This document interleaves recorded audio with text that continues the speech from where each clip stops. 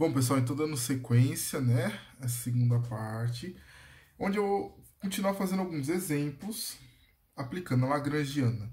Então, o exemplo seguinte é partícula sujeita a uma força elástica forçada a se mover sobre a parede de um cilindro. Então, qual que é o vínculo desse problema? A partícula só pode andar na superfície do cilindro. Então, aqui está o meu desenho do cilindro. No plano cartesiano, as coordenadas x, y e z. E aqui, a rotação, quando ele faz esse movimento, então tem um ângulo θ e tem o r, o raio da posição dessa partícula. A partícula só pode andar na superfície do cilindro. Logo, o ρ aqui é igual ao nosso rão, o raio, né? Por definições óbvias, nós vamos usar quem? Nós vamos usar as coordenadas cilíndricas, já que está em um cilindro. Então, a gente tem aqui o vetor R, que é o vetor posição, né, dado aqui pelo R, versor R'. Aí aqui a gente vai fazer, então, a separação desse vetor R. A parte polar, que eu vou representar pela letra ρ, com versor ρ, mais a parte cartesiana, né, a parte que não varia, que é o eixo Z. Então, lembrem-se, né? Como é que a gente descreve as coordenadas cilíndricas? As coordenadas cilíndricas é uma variação das coordenadas polares. Ela tem a relação de R e θ e ainda com o Z. E dessas variações pelos versores, a gente tem variação de versores em R e θ, mas não em Z. Então, Z é a coordenada mesma do plano cartesiano, que ela é invariável no tempo. Se essa partícula está sofrendo a ação de uma força elástica, então como que é essa força? Essa força é menos kr, que a gente pode usar aquela analogia, né, com o movimento de uma mola unidimensional no eixo x, F igual a menos kx, né? Como a gente está aqui usando o vetor R para as coordenadas cilíndricas, então essa força nós vamos escrever ela em função desse vetor R. Logo, quem que é a energia potencial associada a essa força, energia potencial elástica, né? Ela é integral de F escalar dr. Então, isso aqui vai ser meio de Kr². Dr dt é R ponto, né? E isso aqui vai ser ρ, θ ponto, no versor θ. Lembre que o ρ é igual o raio, mais z ponto, e o z, o versor z. Ao fazer o produto, ao escrever R ponto quadrado para escrever energia cinética, quando a gente tem vetores, então na verdade é o produto escalar entre esses vetores, fazer R ponto quadrado, R escalar R. R ponto escalar R ponto, né? R ponto quadrado. E isso vai ser ρ quadrado, θ ponto quadrado, mais z ponto quadrado. A energia cinética, então, é escrita como meio de mv quadrado, aqui está o R ponto quadrado, né? Meio de m, ρ quadrado, θ ponto quadrado, mais z ponto quadrado. E a energia potencial, meio de kr ao quadrado. Logo, quem é a Lagrangiana?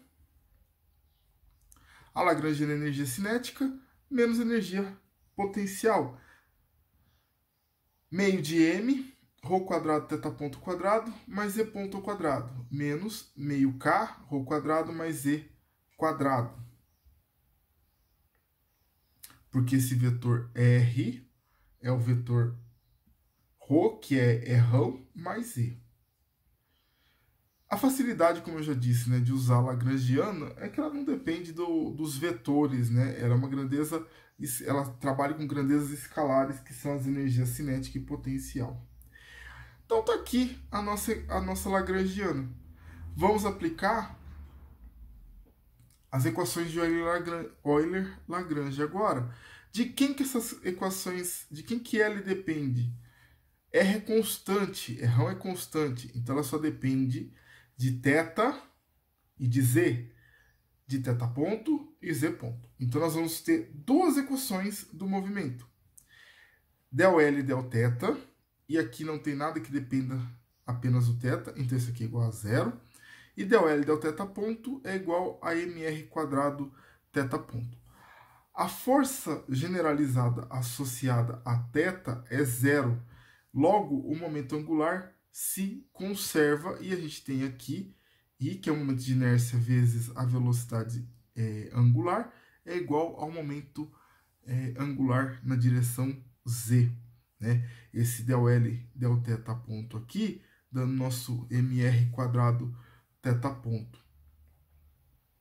E fazendo em z, del L, del z sobra menos kz. E olha que interessante, ó. Quem que é menos kz? É a componente z da força generalizada. E a força generalizada era quem? Menos kr. Então, essa aqui é a componente z da força generalizada. E a força generalizada associada a θ é igual a zero.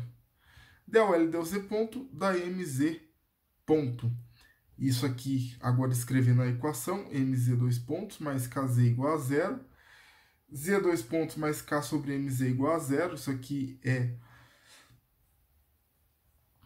a equação do sistema massa-mola que a gente já conhece, onde a solução, então, é um A cosseno de ômega zero T menos delta.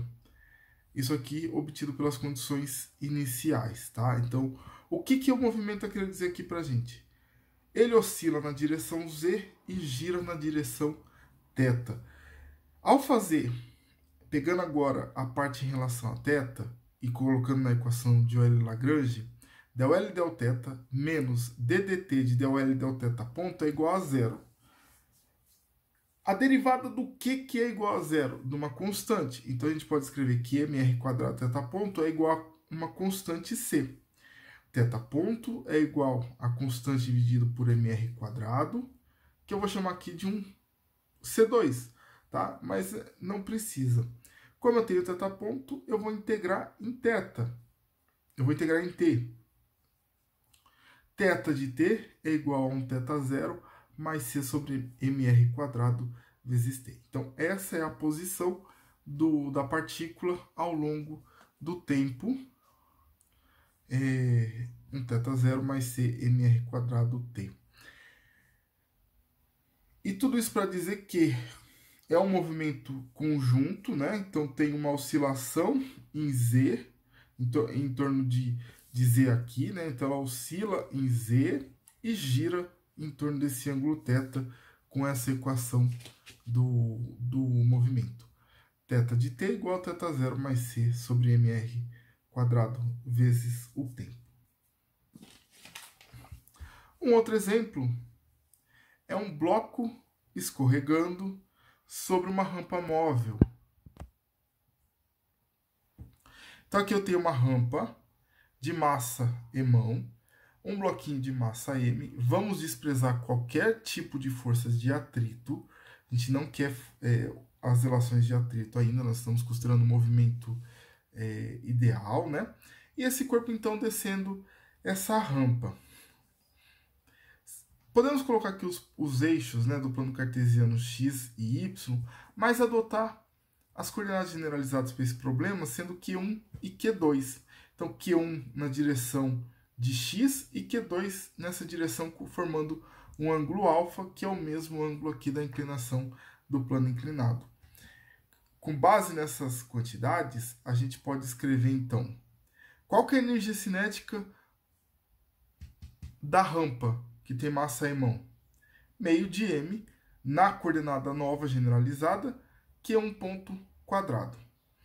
E a energia cinética do bloquinho de massa m', meio de m, mzinho, x ponto quadrado mais y ponto ao quadrado, porque essa massa, como ela desliza, ela está deslizando em x e em y, né? Ela está andando no eixo x e no eixo y.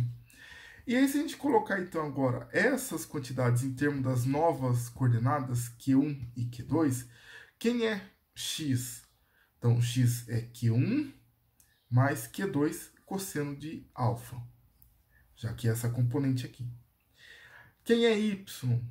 y é Q2 seno de alfa. Essa componente aqui não tem componente Q1 porque está perpendicular. Logo, x ponto é Q1 ponto mais Q2 ponto cosseno de alfa. O alfa não muda, né? O alfa é constante. E o y ponto é igual a Q2 pontos seno de alfa. Agora, a gente pode escrever essa energia cinética em termos de Q1 e Q2. E ela aparece aqui. Então, a energia cinética do conjunto todo é meio de Emão Q1 ponto quadrado mais meio de Eminho Q1 ponto quadrado mais Q2 ponto quadrado. Aqui em cima, né? Q1 ponto quadrado mais Q2 ponto quadrado cosseno ao quadrado de alfa mais 2Q1 ponto Q2 cosseno alfa. Q2 ponto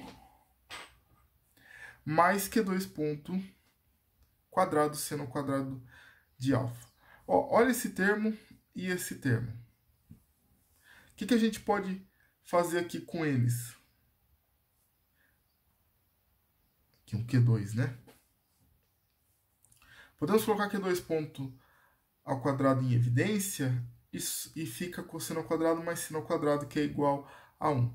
Logo, a gente vai ter, então, agora a lagrangiana escrita, que vai ser meio de Emão Q1 ponto quadrado mais meio de Eminho Q1 ponto quadrado mais Q2 ponto quadrado mais 2Q1 ponto Q2 ponto cosseno alfa mais a energia cinética, que na verdade a energia potencial. Quem é a energia potencial? Só esse carinha aqui, só a massinha que está deslizando que vai ter energia potencial. Se eu adotar as condições de zero aqui, então para baixo ela é negativa. E quem vai ser ela? Menos mgy. Só que o y é Q2 seno de alfa.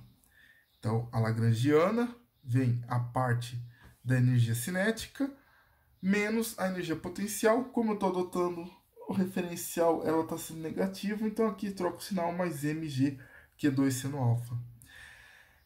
Note que a gente tem duas variáveis, Q1 e Q2, as duas coordenadas generalizadas, e Q1 ponto, Q2 pontos. Então, a lagrangiana depende de Q1, Q2, Q1 ponto, Q2 pontos. Ao fazer isso,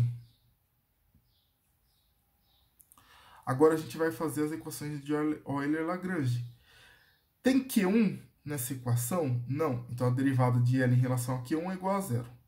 E del L del Q1 ponto é igual a M Q1 ponto mais M Q1 ponto mais M Q2 ponto cosseno de alfa igual a uma constante, já que isso aqui é igual a zero e a gente tem a derivada temporal na equação completa, né, desse termo aqui, dando zero, então quer dizer que isso aqui é uma constante. E fazendo para Q2, del L del Q2, mg seno alfa e del L del Q ponto, Q2 ponto, é igual a M Q2 pontos mais M Q1 ponto cosseno alfa. Agora, escrevendo a equação de Euler-Lagrange, né? Então, mg seno alfa é igual a M Q2 2 pontos mais Q1 2 pontos cosseno alfa. E a gente tem agora como rearranjar esses termos, né? Então, pegando aqui a primeira equação, a primeira relação. Como eu falei, a derivada temporal está igualada a zero, então isso aqui é uma constante, a gente pode rearranjar ela, e aqui a gente tem, então, as relações. Q1, 2 pontos, é igual a menos Eminho sobre Emão mais Eminho, Q2, 2 pontos, cosseno alfa. E para a segunda equação, G seno alfa é igual a Q2, 2 pontos, 1 menos Eminho, né? Emão mais Eminho, cosseno ao quadrado de alfa. Da onde surge esse termo aqui? Na verdade, quando a gente rearranja essa equação, ela tem o termo Q2 pontos, Q2, 2 pontos, e ela tem esse termo Q1, 2 pontos, cosseno alfa. E eu vou substituir ele por essa relação. Q1, 2 pontos, é igual a menos eminho, emão, eminho, Q2, 2 pontos, cosseno alfa. E aí sai essa relação. Logo, agora, manipulando os termos, né? Aqui é só a álgebra. Aceleração em 2, né? Que a derivada segunda temporal do espaço é a aceleração, é igual a g seno alfa dividido por 1 menos eminho sobre emão mais eminho, cosseno ao quadrado de alfa. Então, essa é a aceleração de Q2, da componente Q2, e a gente pode olhar agora essas duas quantidades, a aceleração da coordenada generalizada Q1 e da coordenada generalizada Q2. Casos limites. O que acontece quando emão é muito maior do que eminho? Ou seja, quando a massa do bloco ela é muito maior do que a massa da rampa, né? Muito maior que a massa do bloquinho. Se a gente substituir isso aqui nessa equação, uma coisa muito grande em relação a duas coisas, a coisa pequenininha aqui, quando eu somo algo muito grande com um número pequeno, dá coisa grande. Então vamos pensar assim, eu estou somando uma massa de 10 mil quilogramas com 1 quilograma. Por aproximação, é 10 mil quilogramas. E 1 dividido por 10 mil vai dar 0,0001. Então, na verdade, quando essa massa emão é muito maior do que eminho, esse termo vai a zero. E aqui fica g seno alfa dividido por 1. Bom, essa equação você já conhece desde a física 1. A aceleração de um bloco descendo uma rampa sem atrito é g seno alfa. Né? Então, essa equação é uma equação, é um caso que vocês já trabalham há bastante tempo, que vocês já viram há bastante tempo. Então não tem novidade nenhuma. E no caso que o alfa for igual a 90 graus, se o alfa for igual a 90 graus, cosseno de 90 graus é igual a zero, esse termo aqui zero, seno de 90 é igual a 1, logo a aceleração de 2 é igual a g. Então, na verdade, ele não está num plano inclinado, ele está caindo em queda livre, tá? Então, a validade dessas duas quantidades que a gente encontrou, Q1, 2 pontos e Q2, 2 pontos, está comprovada aqui pelos casos limites, pelos casos particulares. Quando a massa da rampa é muito maior que a massa do bloco, aí o bloco desliza sem problema nenhum, e quando o alfa é igual a 90 graus, a aceleração é igual a g, ele está igual a uma queda livre. O interessante desse problema é aqui o seguinte: se a gente tentasse resolver ele por Newton, a gente não ia conseguir fazer isso.